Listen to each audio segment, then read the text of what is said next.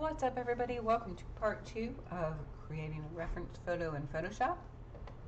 In our first video we learned how to combine two images, and now we are going to add on to that by adding a little more depth to this background. Very similar process, but I just wanted to make sure it wasn't overwhelmed all in one video. Now we're going to click this little eyeball over here in the layers panel to hide this bird because we don't need to see that right now. And we want to add some depth to this background right here. And we're going to do that by adding a couple of layers. And I've got two images that I want to add here.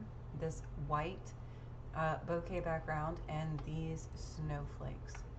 So I'm going to open those, and they're up here in our, whatever you want to call this, our clipboard, I guess.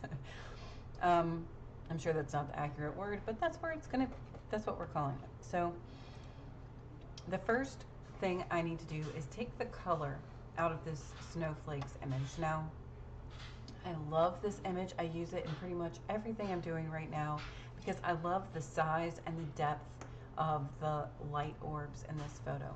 But I do not want the color. Okay, so we can take the color out in several ways, and I will show you really quickly too. If you remember in our first video, if you come to the adjustments panel, you can just take the saturation all the way down. Remember, we did that in the first video. Or another way that you can easily do it is to come up here to image, hit adjustments, and go to black and white. It automatically turns it black and white. Just click OK, and there you have it. So that's step one. Step two is now we want to add our bokeh background to this image.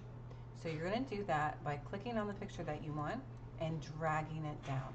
We want it to be in our workspace but not be our workspace. Okay, and when you do that, it will show up over here. I'll move this over here just for the sake of showing you. It now is our highlighted layer in our layers panel, and we want it to be here on top of our background. So you're going to click the move tool, and all you have to do, it's so easy, you just click and drag it over.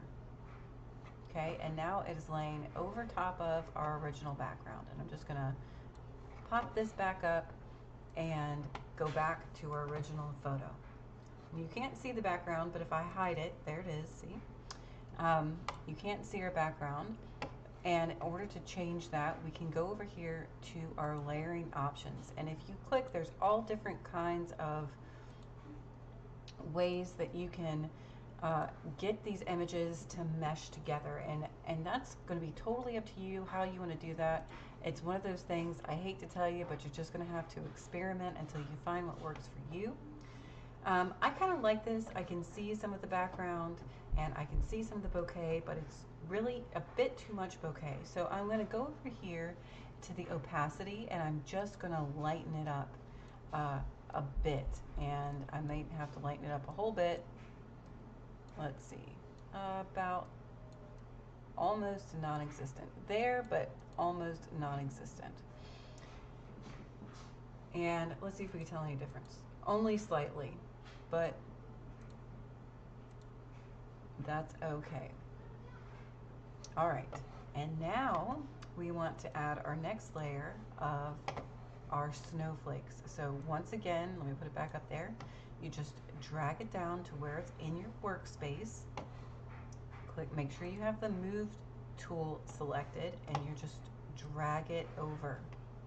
Drop it on there. Okay, now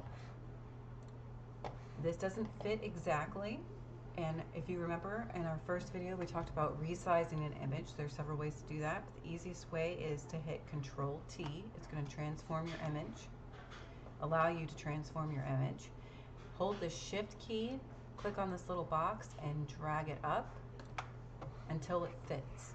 Okay, and then just tell it okay. And once again, we want to reduce the opacity of this layer. If it's 100%, you can't see, and if it's at 0%, it might as well not even be there. We want it to be kind of visible, It's a bit too much. Somewhere right around here, I think. I think I like that. So let's add our bird back. And I did that by clicking on the eyeball. Now, if you wanted to leave your bird covered up with all of the additional layers, that's fine if you like how that looks. And if you don't, if you want him to be front and center, just click on your bird layer, hold it down, and move him to the very tippy top, and that's it. He just moved to the top. Now he's not affected by any of your previous layers, and you could do, once again, whatever you want. You can move him around, and he is unaffected by what you've done in the background. So that is tutorial number 2 on creating a reference photo, and the next video is going to be how to make this a circle, if that's what you wanted to go for. Otherwise, you could just leave it or add to it however you want. The same principles apply. So I hope this was helpful, and once again, if you have any questions, please don't hesitate to ask. If I'm going too fast or if I need to re-explain something in more depth, please let me know, and I will see you guys in the next video.